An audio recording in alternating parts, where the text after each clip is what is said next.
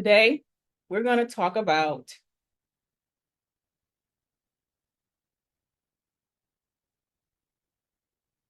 fear.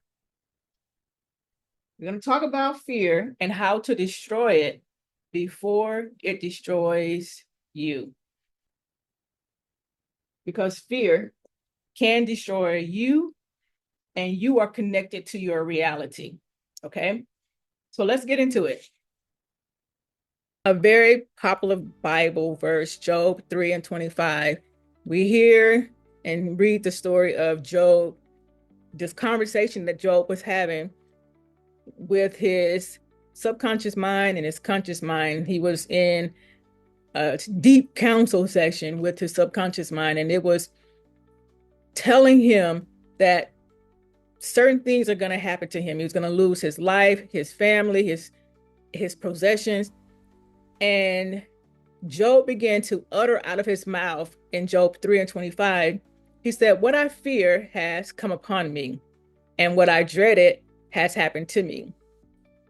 In this particular Bible verse, it is a lot of profound esoteric truths in here, as well as some esoteric profound wisdom that can be found in this verse. Okay. And three things right away that stuck out to me is the power of fear, thought manifestation, and the law of vibrational frequency. When you think about fear, you have to know that fear is dense. It is a low vibrational frequency. Fear is a form of energy that attracts what it focuses on. So, where your attention is, your energy is going to be there as well. What you focus on, you attract. Where your energy goes, your attention also is there. So, like attract like.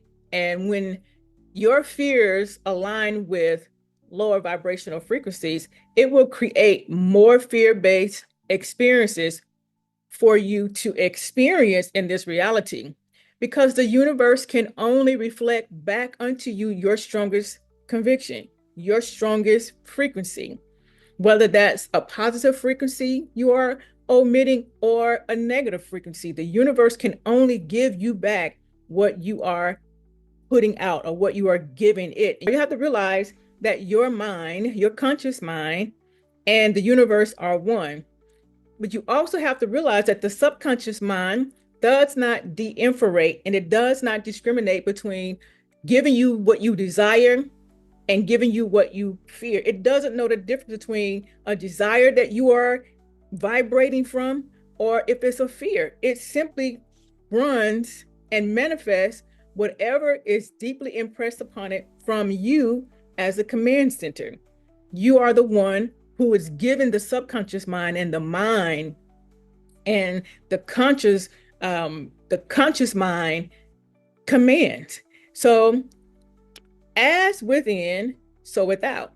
Whatever happens within your internal world, that's why you have to nurture the internal world, inner world, because it's going to reflect in your external world. Fear cannot exist in elevated states of consciousness. And we have to get that through our head and our mind. Fear cannot stay in environments where the frequency is high. And in order to change your external reality, you're going to have to master this inner state. Otherwise, the low dense frequencies and vibrations will take up residence, and they will become the internal shadows from which you navigate. Fear is an internal counselor or internal dialogue. It is a construct of your mind that can be dissolved. You can dissolve fear when you expose light, when you bring in new information, when you learn new truths, and even when you come into the presence of someone that has a higher consciousness than you, a higher state of awareness than you. Fear can weaken the soul's command over reality. And thus then now, instead of you being the command center, fear is now the command center. If you remember, Job said, it's what I fear. It's what I dread. He was now the command center. And when he said I, he wasn't talking about the two physical eyes, but he was talking about his single eye. It's what I see for myself, what I've visualized or imagined for myself that has come upon me. He had a false perception about his situation and about what was happening to him. And that's what fear is. Fear is often based on false perception. It is a projection of your mind of your situation and what is happening around you. So now you're going to have to destroy fear. Otherwise, fear will destroy your reality as well as destroy you, like in the story of Job. Number one, you have to become an observer. Observe your reality. Fear is not you. Fear is an external entity. It is not a part of who you are. When you introduce yourself to people, you don't introduce yourself as, hey, how are you? Nice to meet you. My name is Fear. Fear is a separate entity, an external entity, and is not real. Number two, fear is an instructor. You have to see it as an instructor. And the more you embrace it as an instructor, the less effective, the weaker it gets, and it loses its hold or its grip upon you. Number three, one of the most powerful truths that you can realize today, and I thought I had it written down, so I'm going to write it down for you so you can see it, is your self-sovereignty.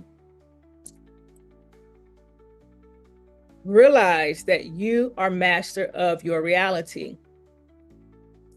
Nothing external, no external entities are mastering your reality.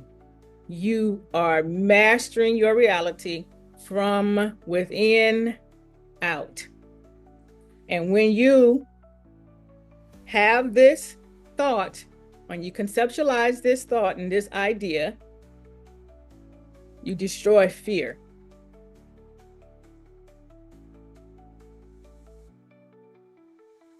Number four, and lastly, stand in your divine essence. Write it down, because I know some people do not like to see this. Y'all be having a fit when I be telling people that they are God.